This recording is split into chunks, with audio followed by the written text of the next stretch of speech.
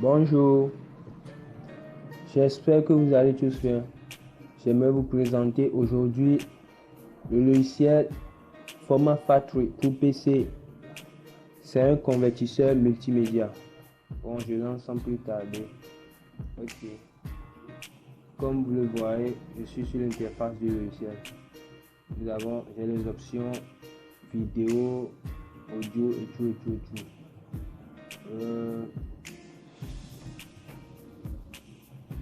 Ouais, je vous montre. Vous voyez, ici, c'est la version 4.6.2. Bon, la dernière que j'ai téléchargée. Je ne sais pas si actuellement c'est la dernière version. Ok, je vous montre un peu. En vidéo, on a plusieurs formats de vidéo. En audio, on en a plusieurs. En image, on en a aussi plusieurs formats, plusieurs types de fichiers. Super, en vidéo, on a MKV, MP4. Web vidéo et tout, Web, MPG et tout, 3GP aussi, AVI. En audio, on a MP3, on a aussi l'option de fusionner deux fichiers audio, on a WMA, on a en image JPEG et chanson, on a aussi le format document. Ok.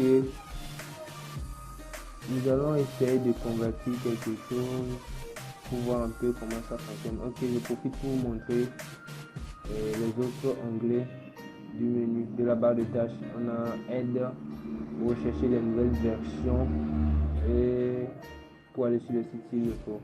On a la langue. J'ai essayé de changer la langue, vous voyez. Ça permet de changer la langue en anglais. En anglais. C'est la seule langue qu'on a à part la langue le français. Donc si tu veux une autre langue à part l'anglais et le français, il va falloir télécharger. Tu vas dans l'option Search for more language. Select more language. Donc vous cliquez là-bas et vous recherchez. Sans ça, vous voyez que quand j'ai appuyé sur l'autre, c'est revenu en français. Ça prend le langage automatique du système que j'ai. Ok, on continue avec un travail. J'ai appuyé MP3 pour pouvoir transformer le fichier en MP3. J'appuie sur l'option MP3. Donc je vais sur le fichier, dans le dossier, je cherche mon fichier. C'est un fichier. Ok, je prends audio 3 WA, format WA. J'appuie sur ouvrir. J'appuie sur le OK avec la flèche en haut ici. Ok. Et puis, ouais, ça m'amène sur l'interface du travail. Et j'appuie sur démarrer. À peine appuyé sur démarrer, vous entendez le bruit qui sonne. Parce que le fichier est trop faible.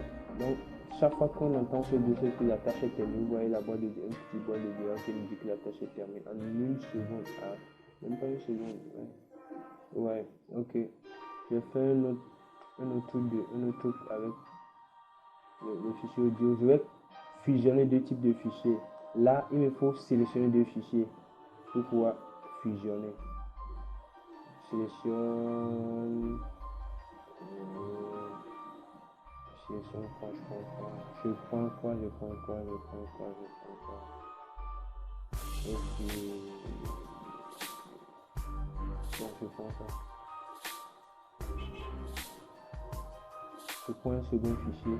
J'appuie toujours ajouter un fichier. Je cherche le fichier. Ça dépend de ce que je veux fusionner. C'est à moi de voir. Ok, maintenant j'appuie toujours sur ce que je viens d'importer. J'appuie la flèche OK pour l'amener sur l'interface de travail. Maintenant c'est venu ici. Dès que j'appuie pas, lorsque je n'appuie pas démarrer, ça ne va jamais convertir. Il faut appuyer démarrer et ça va convertir.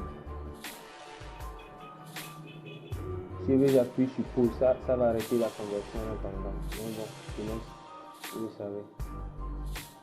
Au même moment que cette conversion est en train de continuer, je peux être en train d'importer des fichiers.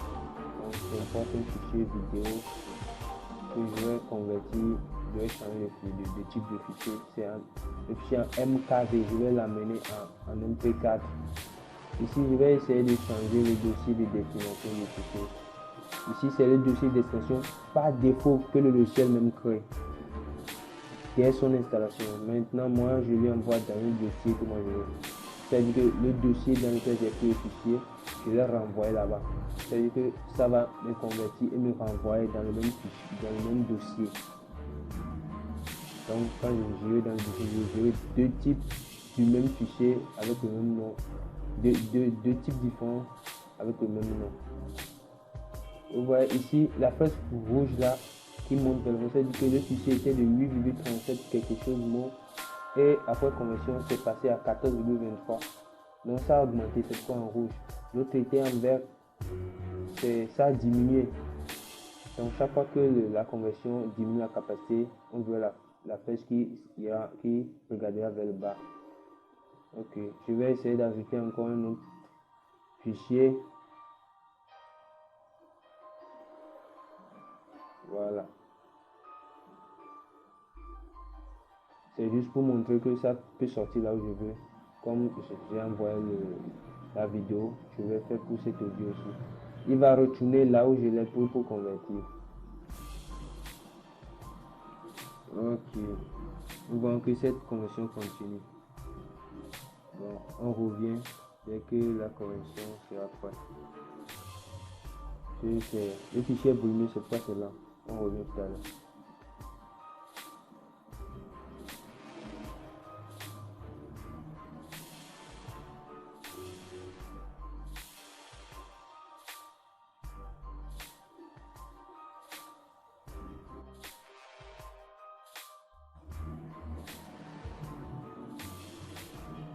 Voilà, actuellement on est à 80 quelque chose pour cent.